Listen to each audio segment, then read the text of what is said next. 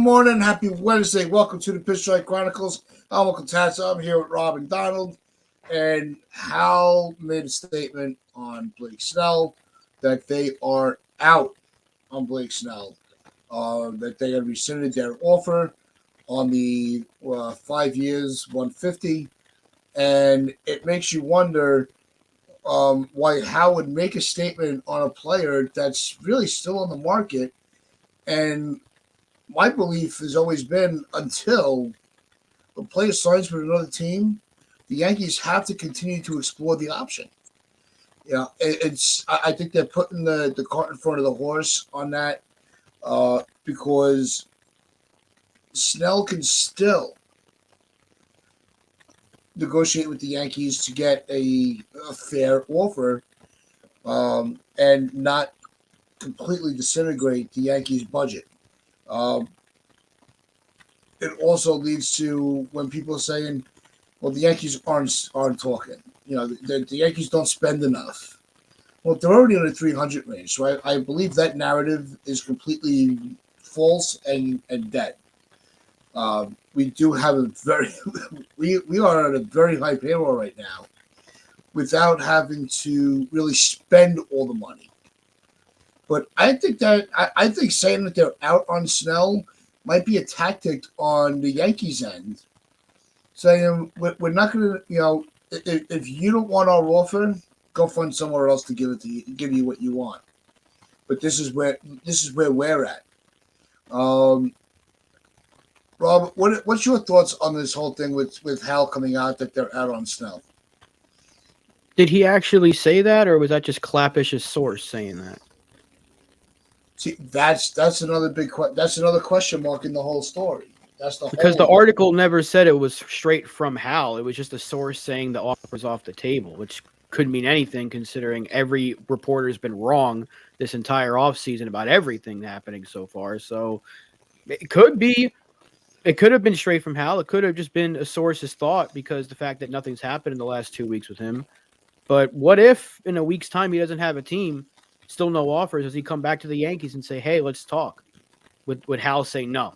I think they'd be foolish to tell him no at that point. If he comes falling into their laps, quote unquote, would the Yankees just say no shot? You already said no, we're not negotiating anymore. They'd be foolish to do that. I don't think that came straight from Hal because it's not like Clappish is right about everything. And Jack Curry also said that one phone call could change anything. So, I mean, I would be shocked if Hal straight up said it. No, it's not happening. I mean, I'm looking at the article now. He said his source said that Hal rescinded the offer, but that doesn't mean that if he calls them tomorrow, they're just going to hang up the phone. I would be shocked if that happens. It won't be 9-270, that's for damn sure. But if they go back and say, let's try with that 5-150 again, then maybe, or 6-150, maybe you bump up the money a little bit, maybe like an extra $1 million or $2 million, because Clappish also said they would have been willing to go to 27. So maybe you try that, but would Hal sign off on $27 million a year to the payroll, which we know going to basically be 28 or an extra 27, an extra 50, even if you want to think about it that way, if you double it. So I don't know. Until something happens with Snell, I'm just going to keep that small hope alive because I think there was something earlier today that the Yankees would still be a good fit for him. So it's like all these reporters are still trying to tie him to the Yankees. And until another team actually gives him an offer, he might come running back and say, hey, I want to negotiate again. And if I'm the Yankees, if they say no, that would be a bad move on their part because Blake Snell could be that piece that puts you from a really good team to over the top. Like, I don't know if there's another team in the AL that can compete with us with what we would have with the rotation of Cole, Snell, Rodon, Stroman, and whoever the 5 is. And then we've already added Soto and Verdugo to an already good lineup when healthy. That's a really stacked team that's ready to go. And you can't say the Yankees didn't do everything they could to try to get this team a championship. Now it's on the team to actually put it together. Yep. And Donald, before we get your take, I just want to say good morning to everybody in the chat. You got Joan Seco in the building, Stephen B., Jonathan Caputo, NFE at the strike zone, Mr. Barros, the parent in the room that keeps us all in check. Frank Rivera, how's everything going? FJ, Anthony Garcia, how's it going? Chris Northrup from the upper deck on the Pitch Strike Chronicles is with us this morning. Good morning. And listen, it's Donald, give us your take before I go on to continue on.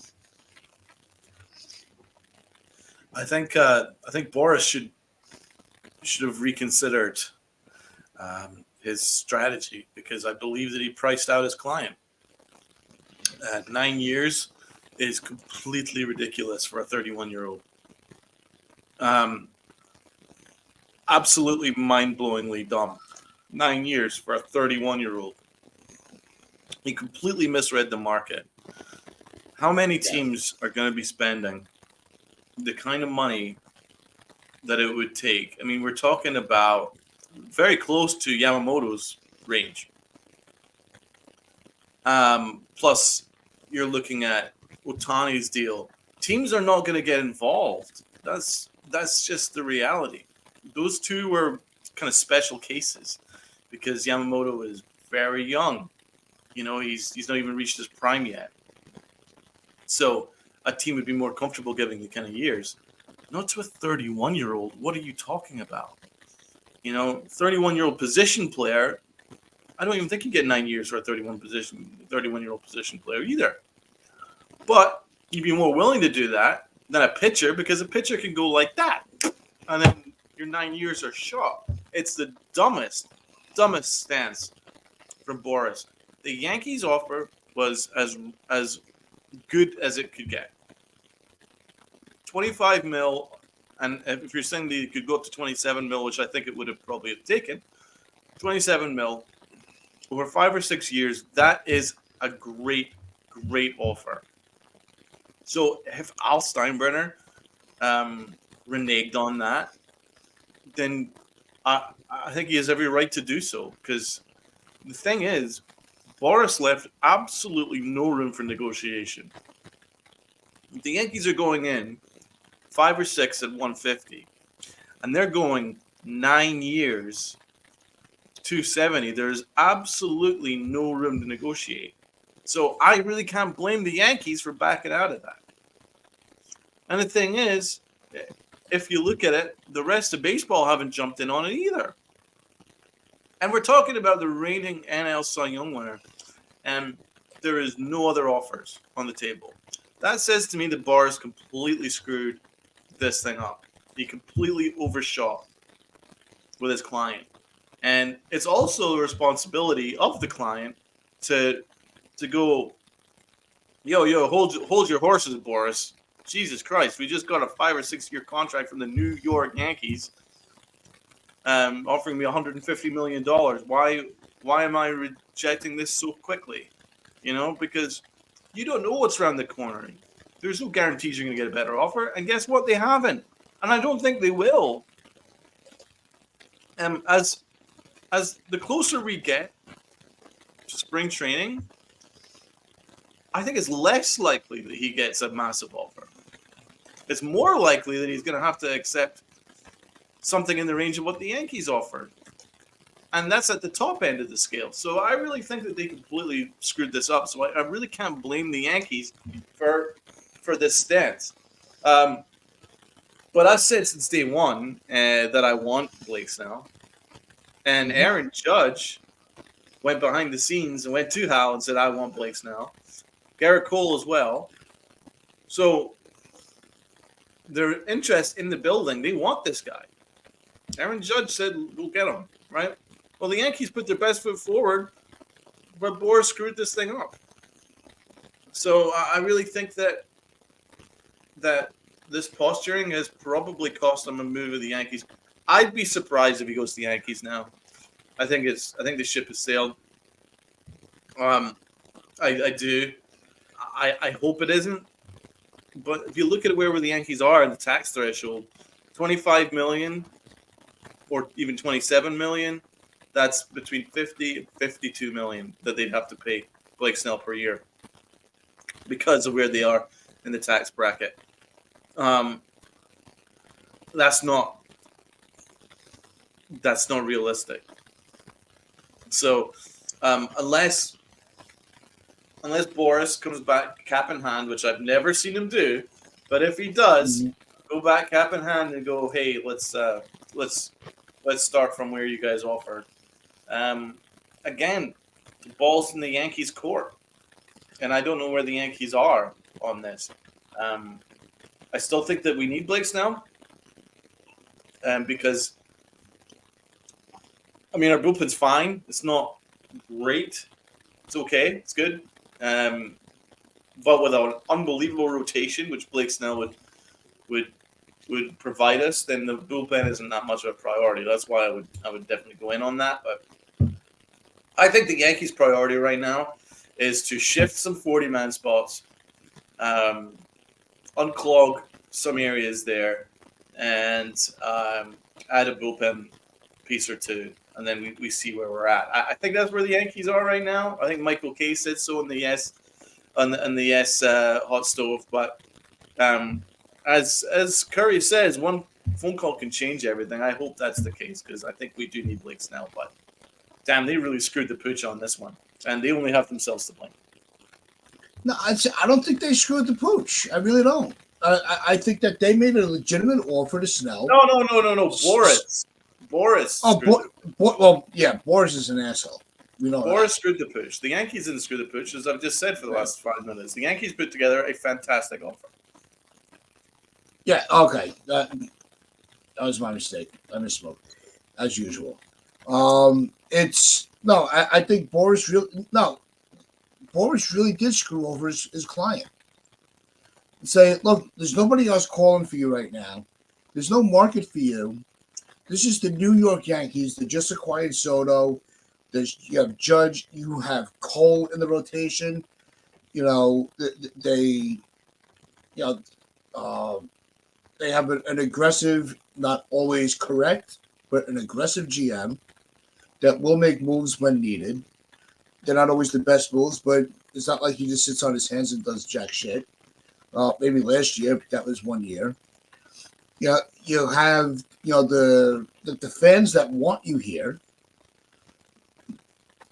But let's take this deal. Is it Snell that's saying, Boras, look, I want to hold off until I get the best offer, and I'll wait until the 13th hour to do so.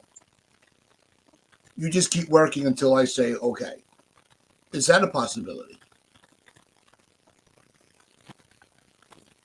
And the fact that nobody's offering him anything, though, wouldn't that tell you that whatever their strategy isn't working? It's like, what did Donald say the other day about the house? If you got one offer on a house and you hold off, and you hold off and hold off, and next thing you know, that one offer is off the table. Now you're stuck with the house that you're trying to sell, and no one wants to buy it. So, I mean, eventually Blake Snell's going to sign somewhere. It's not like he's going to hold out for an entire season, but he's not going to get anywhere close to what he wants. So the whole point is the Yankees offer was fair. Now, does he deserve a little bit more than that? Probably, because he's better overall than Rodon, in terms of career numbers. But that's also what he's trying to do. And other teams are looking at that and say, well, the Yankees just got one of the worst seasons of all time from a $27 million pitcher. Why would another team take that risk? Because Rodon was just as good, if not better than Snell in 2022 than what Snell was last year. I know Rodon didn't win the Cy Young, but he was fantastic in 2022, and he got the money. He was awful last year. Teams might be weary. It's like, okay, well, Rodon had injury history. Snell's had some injuries, not as major, but he's had some injuries in his past. He hasn't necessarily been a workhorse. Teams are going to be a little cautious to give this guy $30 million a year for 9 years at the age of 31. So, yeah, he priced himself out. Boras priced his client out, and he's probably doing that for every one of his clients so far because, again, they're all not signed yet. So, this is like we've been saying, this is a Boras thing, but in terms of Blake Snell, this guy should be signed somewhere. He's the Cy Young winner. He's a 2-time Cy Young winner, and he's got a good body of work. He's a proven playoff guy because when he was with Tampa Bay, he was pitching lights out until they, for whatever reason, took him out of that game. And you know how mad he was about that. This is a guy that should have a home. And the fact that only one team has made him an offer is very shocking to me. And then we already know about Montgomery, the fact that he's still waiting for one team.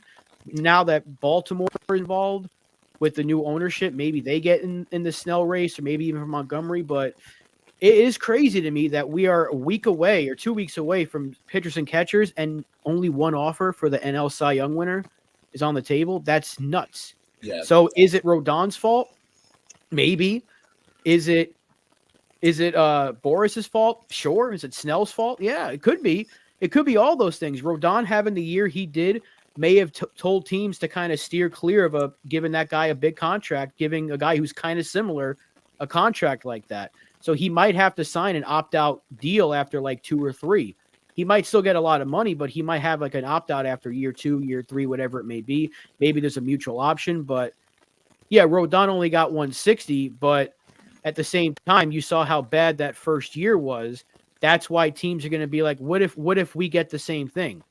Now, everything's an if game when you sign a free agent, but what if a team like the Angels signs Blake Snell and he turns out to be the pitching version of Anthony Rendon? You know, because they're regretting that deal because Rendon barely plays. That guy's been hurt every year. So, you know, that's what teams are kind of looking at. And if the Yankees do it again, that's probably why they offered him less, because they're like, we don't want to, even though 25 is a lot, they're like, what if? You always have to have that what if in your mind, but you also can't always think about the negatives, because when healthy, Blake Snell is very, very good, and he makes your team so much better. So, again, will he come running back to the Yankees? Probably not. But if he does, the Yankees would be foolish to hang up the phone. Yep. Yeah, no, I think that, look, one of the reasons why when free agency first started, I wasn't high on Snell. I really wasn't. I didn't, you know, the innings was an issue because I wanted to take the pressure off of the bullpen and not have them have to come into games so early. As time went on, you start looking at things a little deeper. You have time to contemplate the variables. The reason that we started really, or I started, you know, making such a big push on Snell is, to the chat's point, I want to take the pressure off of Rodon. I want a number 2, so Rodon could be on number 3. You know, and just slide everybody back a slot. Because the whole rotation hinges on Rodon having a bounce back year. He's got to have numbers to be a comeback player of the year to kind of redeem himself within the fan base.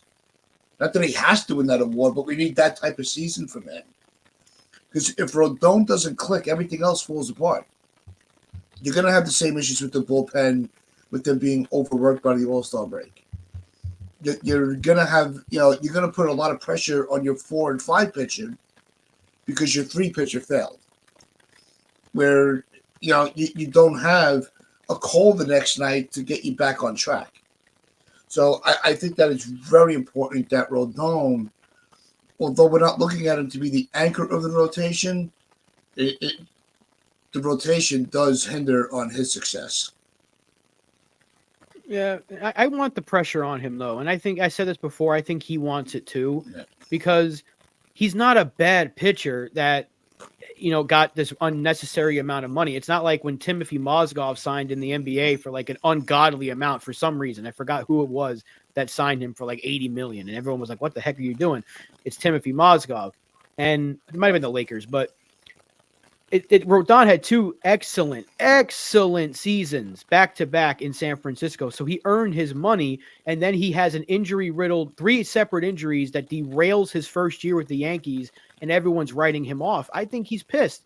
So I think he wants to have that chip on his shoulder because he's a bulldog. We always hear that. We want that bulldog mentality. This guy wants the ball every 5th day. He wants to go out there. He wants to pitch.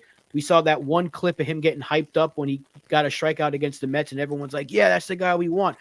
We want that. I think he wants that. I don't want to take any pressure off of him because you get paid $27 million. No, the pressure needs to be on you, my guy. Like, that's how it needs to be. You need to pitch well. Like, I'm going to root for you every step of the way as a fan, but you also need to earn that money. You can't be out there throwing like a 4.5 ERA, and I'll be like, yeah, it's okay. For $27 million, that's fine. No, even if he is the number 3 behind Snell, you better be a 1B. Like, you got to be with that money that you're making. Like, you have to earn your paycheck. That's just how it is.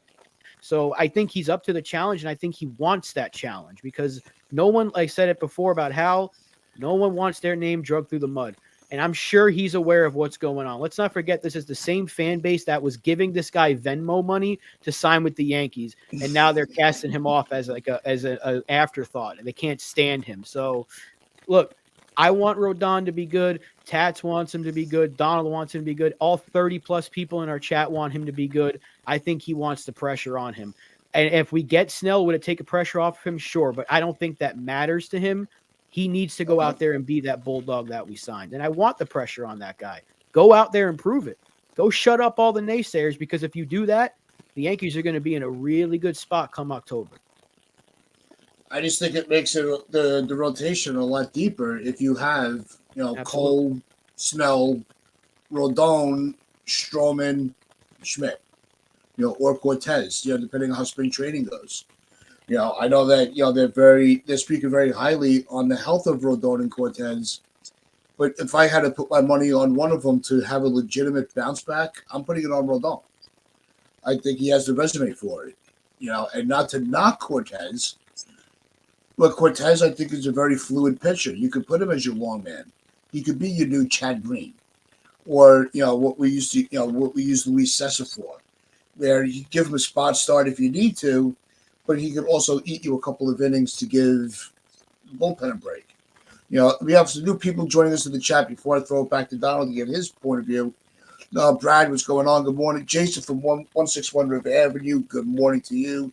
CWE, Li's in the chat. You got Li and Caputo here this morning, so who knows where this chat's going to go. Good morning to all of you gentlemen. Donald, what do you think? I think that if anyone hasn't already subbed up to 161, they should definitely do so, because Jason's updates are always a good watch, and to be up to date with the comings and goings with the Yankees every day. But in the process, we have all these people in the chat and not enough likes. So everyone that's in the chat right now, hit that like button for us, will you? To help us with the algorithms and all these things.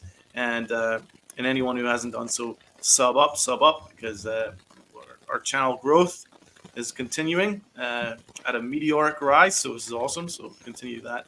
Continue to help us with that, please. As for this whole discussion with Blake Snell, I want Blake Snell.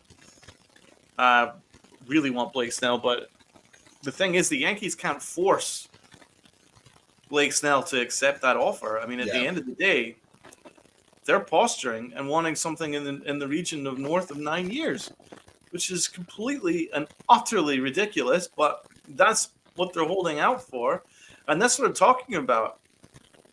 I think one of the underrated aspects to this is how the Yamamoto contract has kind of stifled the free agent market. It really has. It's stifled it.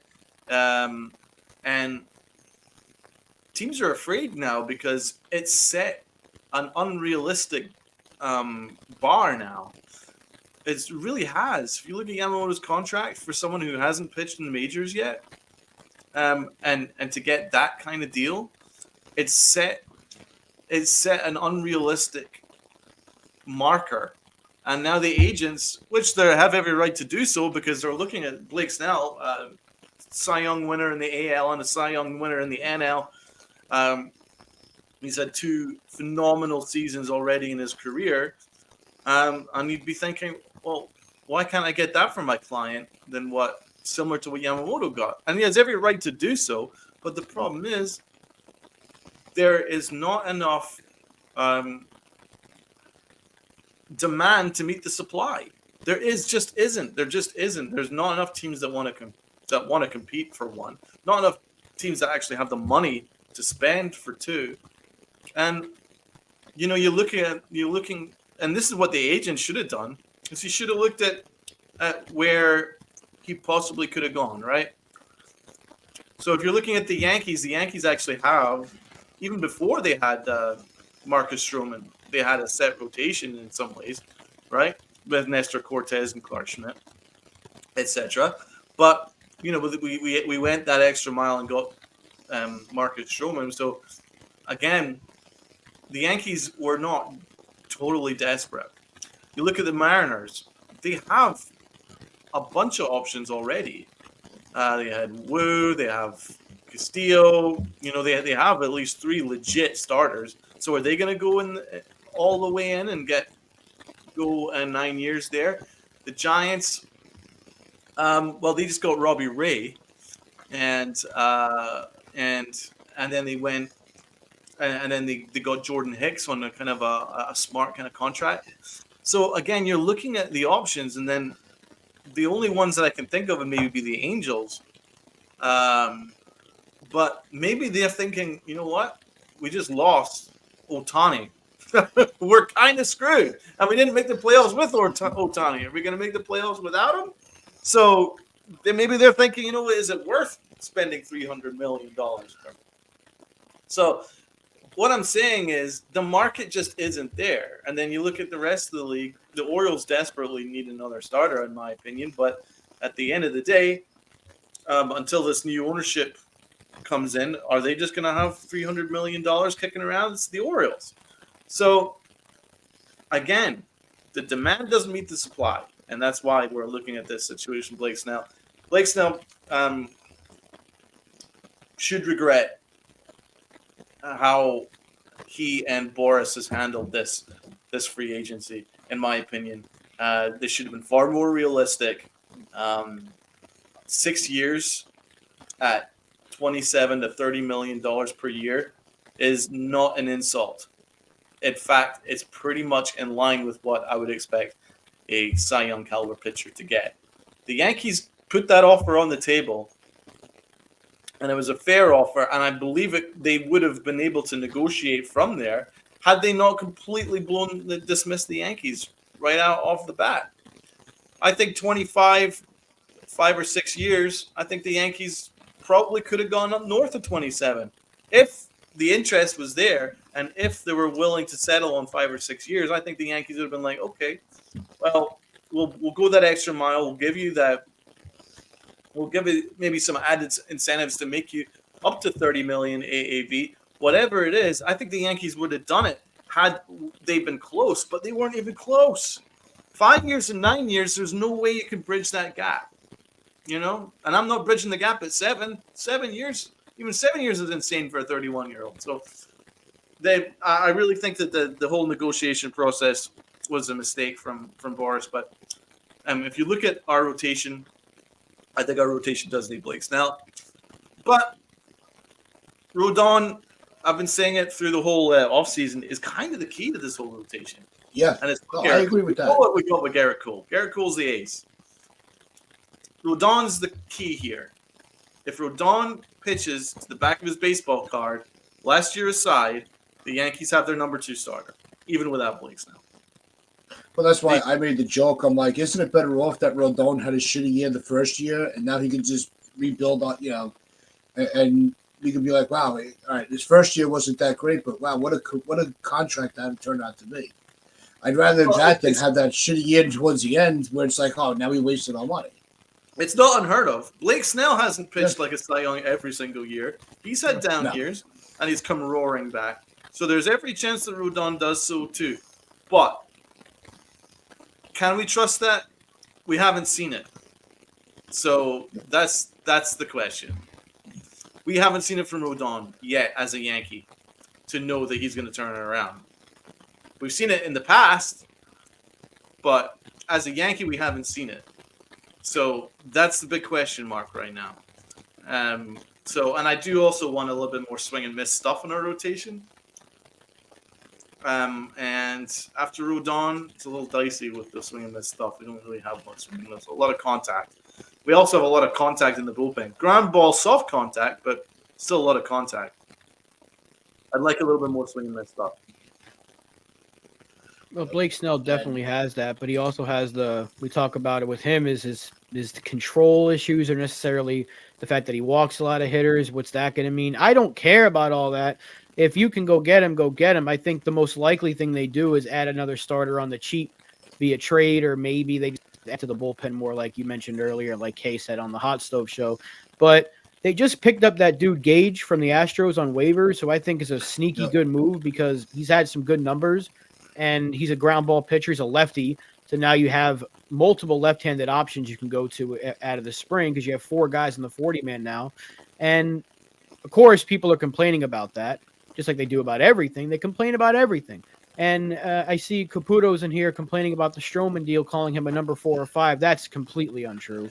The dude's got number 2 stuff. I mean, he was a Cy Young candidate last year before he got hurt, and he had some weird rib injury. So if we're going to say Judge has these freak injuries, we can't just call Stroman injury prone because he had some freak injury. We got to be a little bit fair here. Stroman has a good body of work.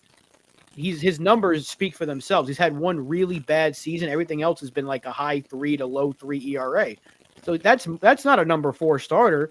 That's a number 4 starter. You've got an incredibly deep rotation. I'll tell you that right now. That's your number 5 or number 4. Yeah, that's a deep rotation. Stroman's got the stuff to be a number 2, number 3 at the least. And right now he's our number 3. So that's a fine move, especially considering he took less to come here. But if you made him your number 4 by getting Snell, their rotation's deeper than it's ever been.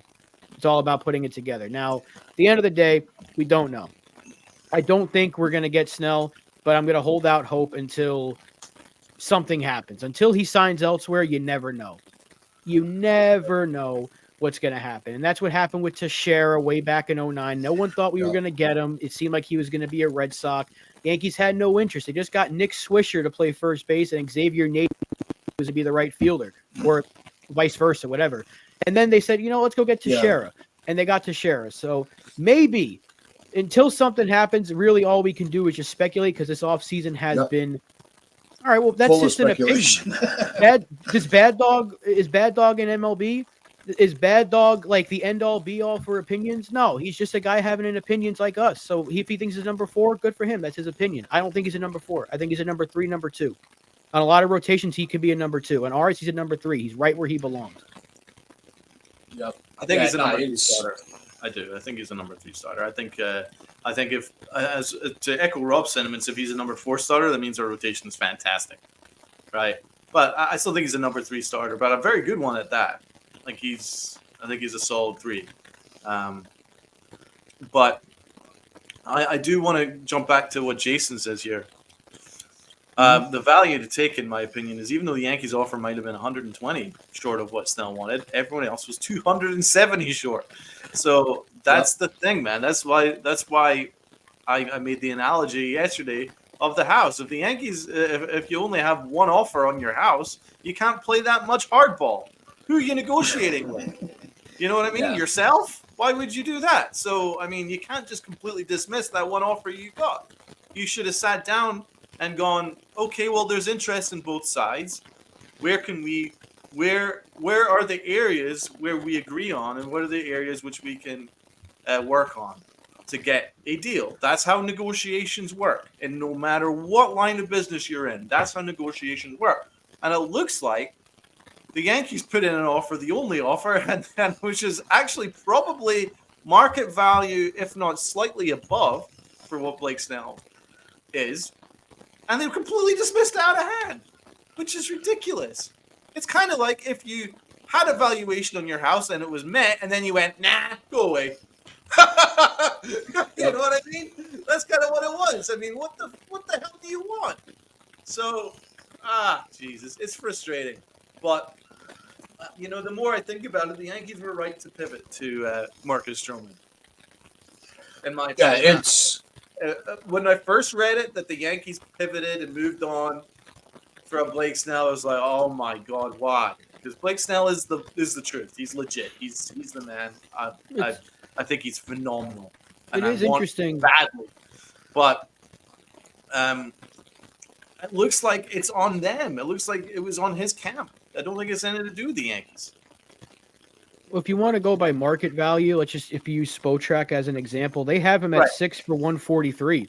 That's his market value. So the Yankees were right on. Right there. Yeah, it's right there. Now again, his market value. Yeah, that's just comparing to other contracts of guys in the past, like Rodon, like Robbie Ray, Kevin Gausman. I don't know why I said Kendall, and Luis Castillo. Those were his comps to the contracts they got. So the Yankees offered him. It's like they went on Spotrac and said, "Hey, let's give him 6,150." It's like that was above his market value by a few million. So hey, look, he got a fair offer. Does he deserve more? Probably, considering what other players are getting in this market. You could probably bump it up a little bit, but the fact that they immediately said no and negotiations just kind of fell off and they were so far apart, that tells you that Boras was trying to get as much possible for his client. Nothing wrong with that, but when you're this deep into the offseason and you're still waiting, you've obviously outpriced your own client, and the same goes for Montgomery, same goes for Chapman, same goes for Bellinger. They all have one common denominator, and that's their goddamn agent. So eventually, those guys will sign, but they're going to sign for significantly less than what they were valued at, or what they thought they were going to get. And that's just how it is. And look, here's the thing also is I know if you take 25 million, it doubles. I get that, but they can clear money.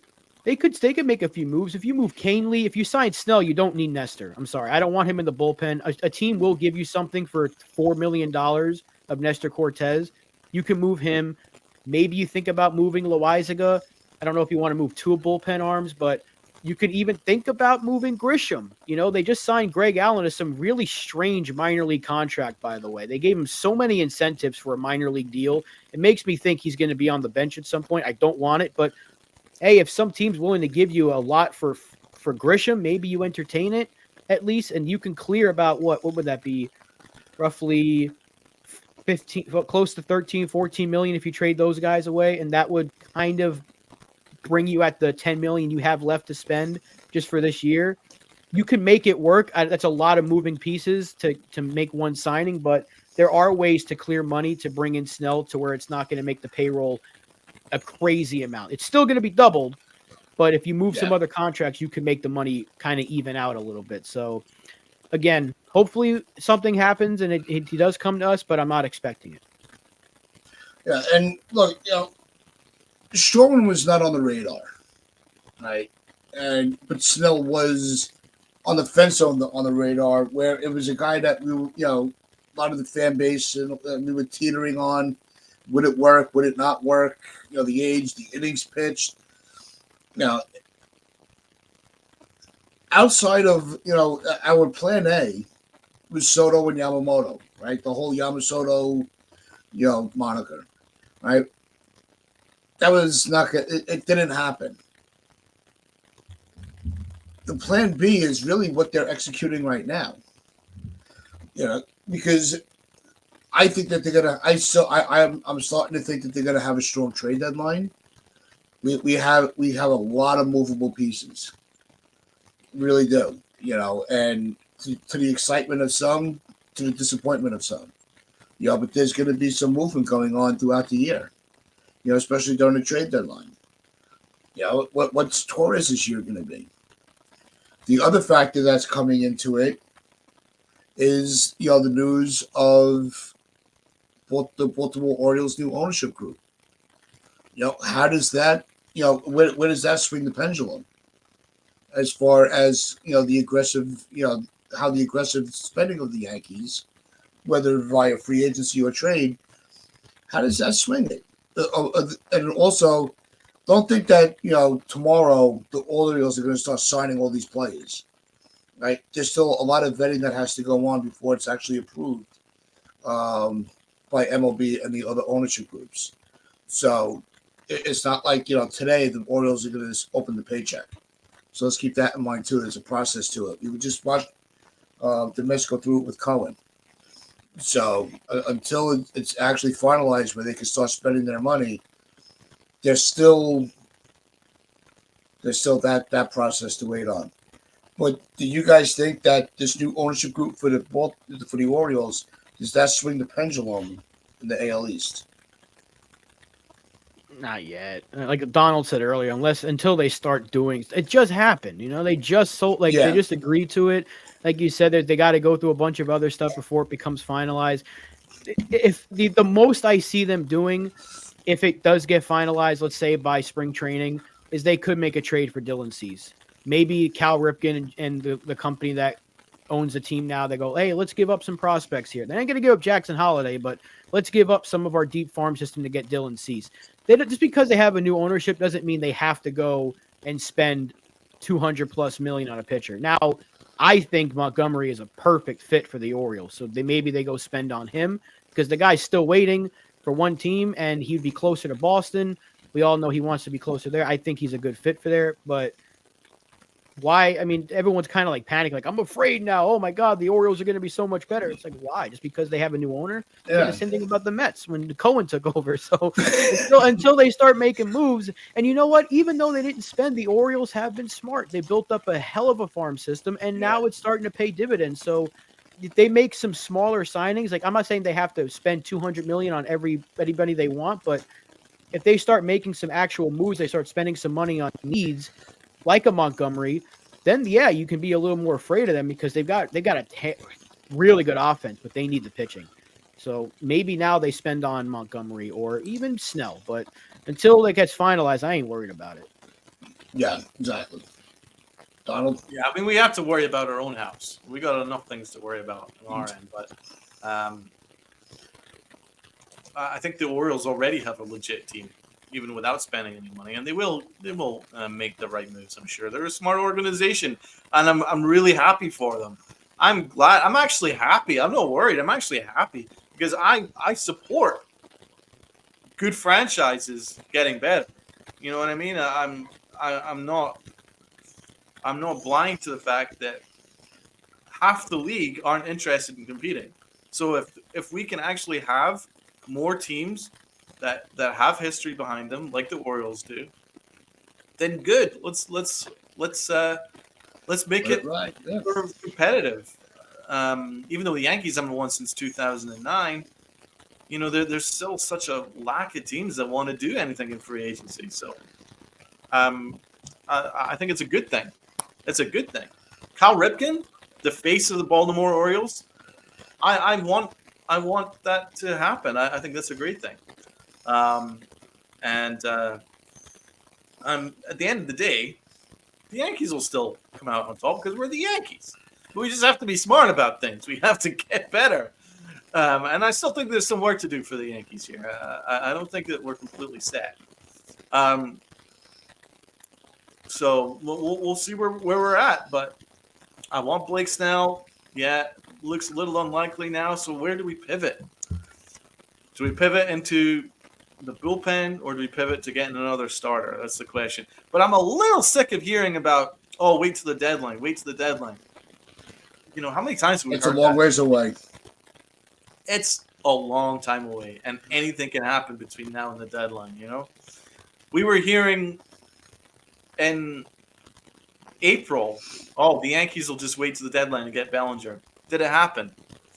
Is Bellinger a Yankee right now? No. Was he ever a Yankee? No. So that's what I'm talking about. You can't predict what's going to happen. You know, you cannot predict. So you can't say, Burns, we'll just get Burns in July. We're cool. Well, we also have to think about the other team. Do we have the prospects that match? You know?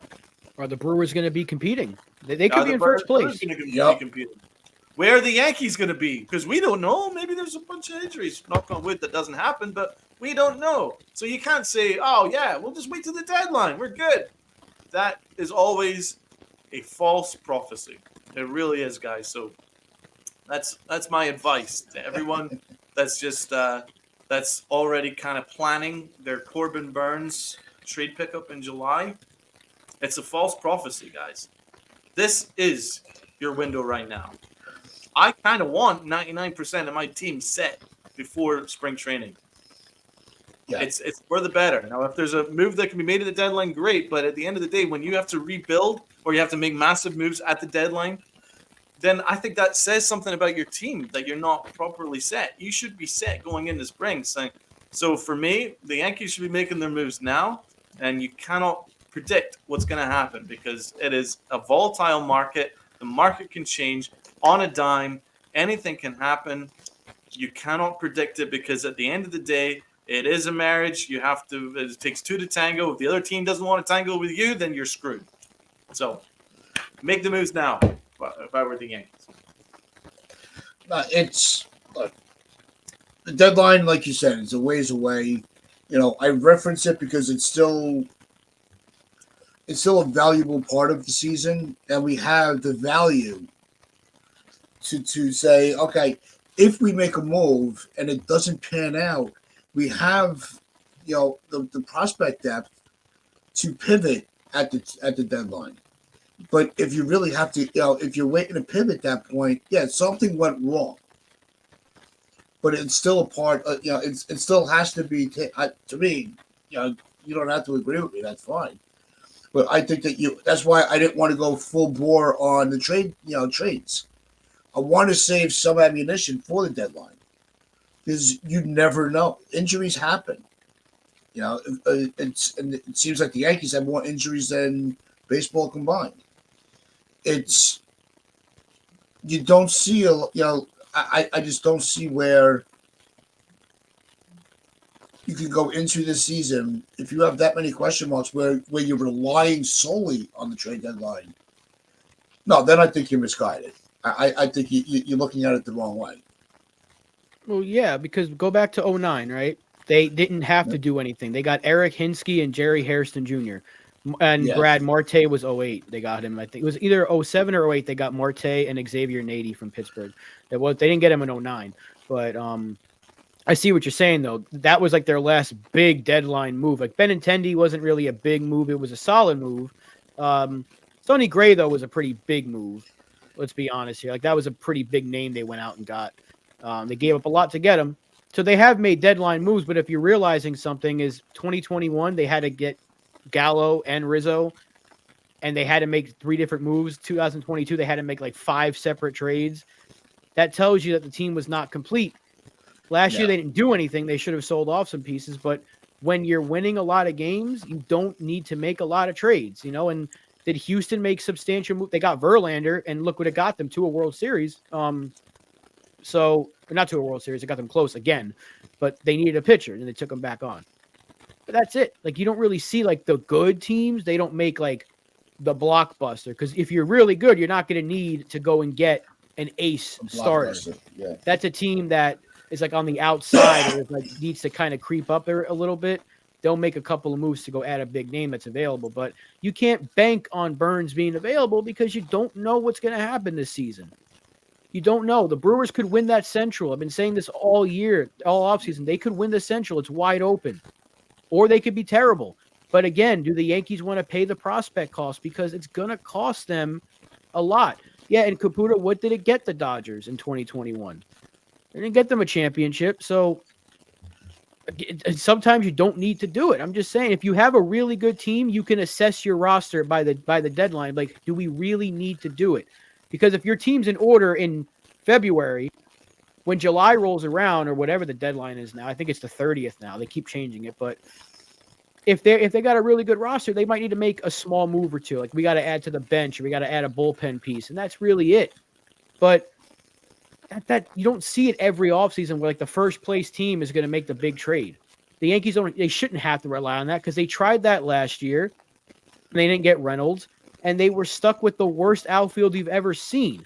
So you can't. I mean, our rotation's still good right now. I would be okay with it going into spring, but I would like another starter, even if that's a small signing or a trade for a young controllable arm, or if it's Blake Snell. But I would like another starting pitcher in there because you never know what can go wrong. Because last year, 4 starters got hurt before we threw a pitch, and we had to use Schmidt, Herman, Brito, Vasquez, and Brito and Vasquez weren't necessarily ready, but we had to use them.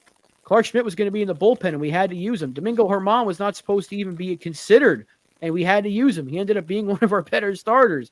We can't have that happen again. So, yeah, if you go get another starter, go get another starter. But I also don't think they have to go crazy for one. So if Snell falls into your lap, go do it. That's all I've been saying is if he does fall into your lap, there's that quote again, then you'd be foolish to say no. But you don't have to. You don't have to force it. Reynolds is the perfect. You just mentioned it yourself. Reynolds is actually the perfect example of the of how fluid the market changes because no one would have predicted Reynolds to extend with the Pirates. Reynolds wanted to put in a trade request. We all thought that it was a done deal. Oh, the Yankees can play hardball with this because at the end of the day they're going to get Reynolds because he's put in a trade request. He wants to go to the Yankees. He extended with the Pirates. So anything can happen. Anything can happen. So maybe Burns extends with the Brewers. We don't know. But one thing we do know is there's north of 50 people in the chat. And we don't have 50 people messaging us. So come and hit us up. Anyone who's watching who hasn't maybe made a comment yet, come and jump in, say hello. We love all these new people in the chat. Got tons of people in the chat. So hit the like button. Anyone who hasn't done so yet, hit that like button and come and say hello. And let's have a look at some of the comments. Okay, we got John Doe. I'm rooting for Stanton. He's always been a class act. Agreed, John. Completely agree. Joan says Loizaga can't handle a lot of innings. Yeah, well, we have to see how he does. I mean, it's fair. It's a fair comment to make. Li Yankee King getting involved with people in the chat. At Jonathan, stop with the Torres trade. It's not happening. Well, yeah, the Torres situation. Jonathan has that question. Do you still think Torres is getting traded? It doesn't look like Torres is going to get traded, but No. Mark Feinzan had an article out a couple days ago where he says that he spoke to an NL executive who seems to think that the Yankees will go and get Chapman. Now, if the Yankees go and get Chapman, he's playing third, right? You got Volpe at short. That means that DJ LeMahieu would probably play second, and so would Peraza. So that would then open up Gleyber Torres to be traded. Alternatively, Peraza is gone in a trade, and DJ LeMahieu is a rover, and he roams around the infield, and Torres holds on at second base.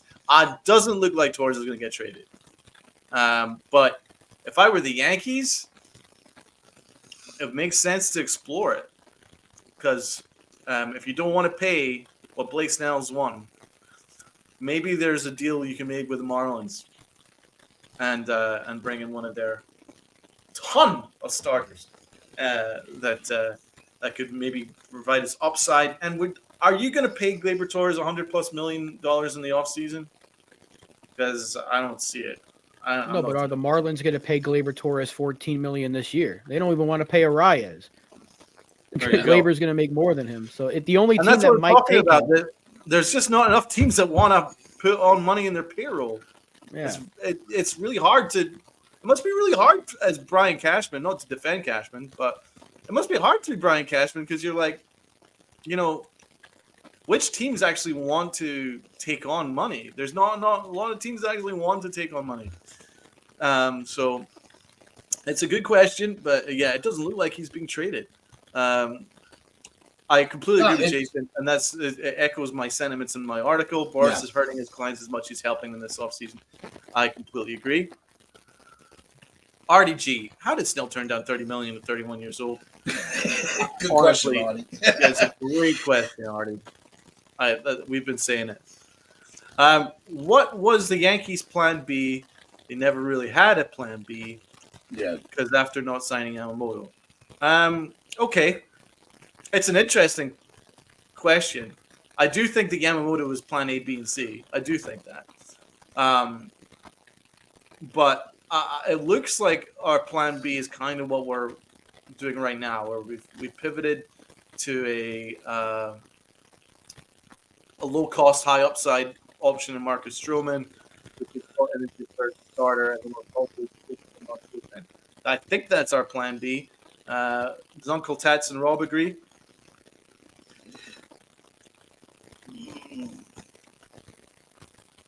Tats? I could agree to that. Great. I'm trying to.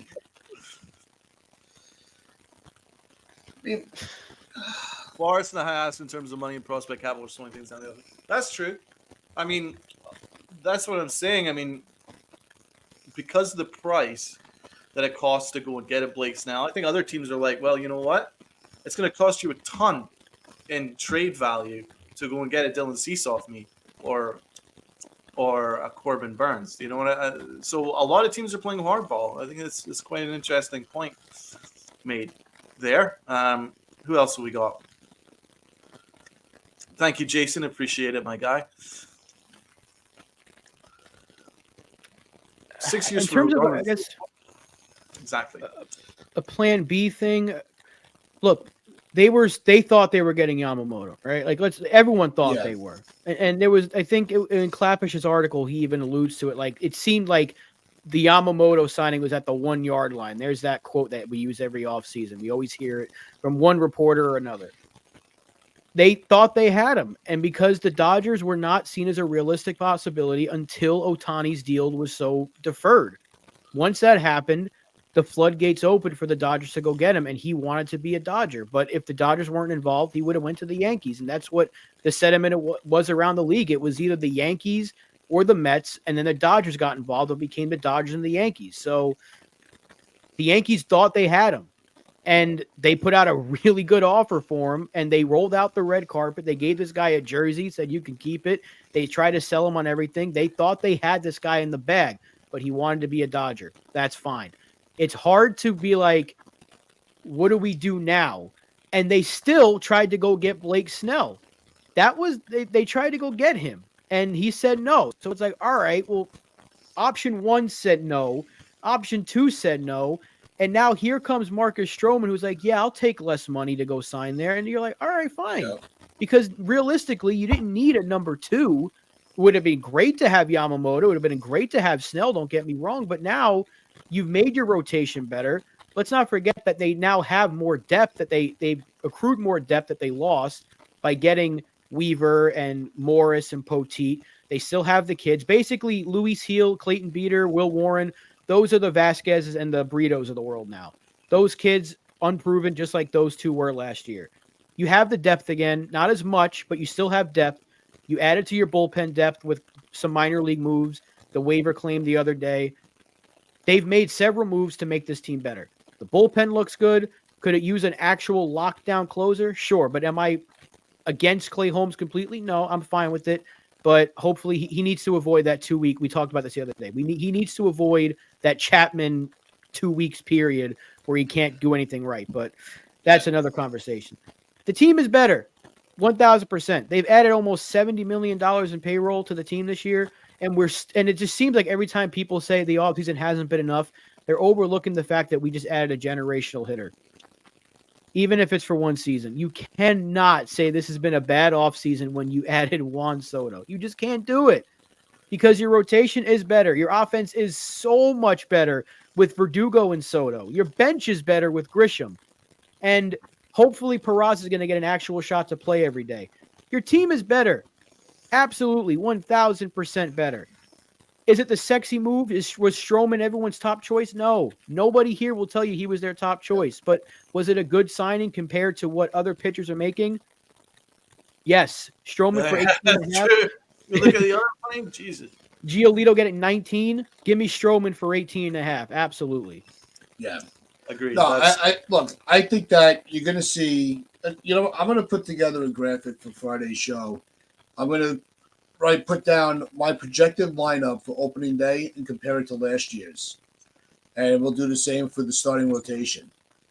And we'll see which, if we're better off than last year. Because I think that's what everybody keeps saying. Well, we haven't done anything, to improve from last year, where we missed the postseason altogether. We stayed above 500 like Mr. Boras wanted. We're happy for him. And it's, I just think that I think we're undervaluing this offseason. Get the likes up, guys. Only 22. Come on. There's 50 people in the chat. Come on. Hit that like button. Yeah, I think that it's going to be one of those where we're going to look after the, as the season starts, as we get into spring training, rather, I think we're undervaluing it. I really do. I think we're so much better off than we were last year. Yeah, and having, and I never thought I would ever say this, but having Stroman is an upgrade, right? Or would we rather have the year that Severino gave us last year, where he can't stay healthy? We have Soto in the outfield. Would you rather have Bowers? Cordero? That's an upgrade. So there's a lot, a new coaching staff, that we need to evaluate too. So I think we're we're so much better off. But I'm gonna put that together with the comparisons to last year, with the starting rotation and the starting lineup, and we'll judge it from there. Donald, your Yeah, last I mean, thought. at the end of the day, I know we have short-term memories as Yankee fans. What have you done? But I know that the Soto deal happened at the start of the offseason. Now we're very late in the offseason, and not much has happened since. But you can't forget the elephant in the room, and that's Juan Soto. And it's a pretty big elephant. It's kind of a generational elephant. So let's appreciate the fact that we got someone who, every single team in baseball would give anything to have. Right. So we're very lucky, man. We're blessed to have an outfield of two generational talents. So let's not overlook that. And our rotation is hardly disgraced considering it's headed by Cy Young winner, who pitched like Rod Guidry last year. Whitey Ford put together, So, I mean, Garrett Cole is walking in to the Hall of Fame, and he's walking in as one of the best Yankee pitchers we've ever had. And he's only been here a couple of years, right? Yep. So, there are ways in which to look at this roster, and there's things to be excited about. There is. Now, there's things that I'd like to work on. The things that I'm noticing here is there's a lot of focus on soft contact, a lot of soft ground ball contact, which is fine because we do have a really good infield defense, right? But I would like a little bit more swing and miss stuff. And there's not that much swing and miss stuff in our rotation outside of Garrett Cole and Rodon's hurt, so we don't know what we're going to get out of Rodon. The rest, it's a lot of soft contact guys. And then the bullpen's kind of constituted to that as well. What do you guys think? The bullpen has more swing and miss stuff than the rotation for sure, because Holmes has it, Hamilton has it, Canely has it.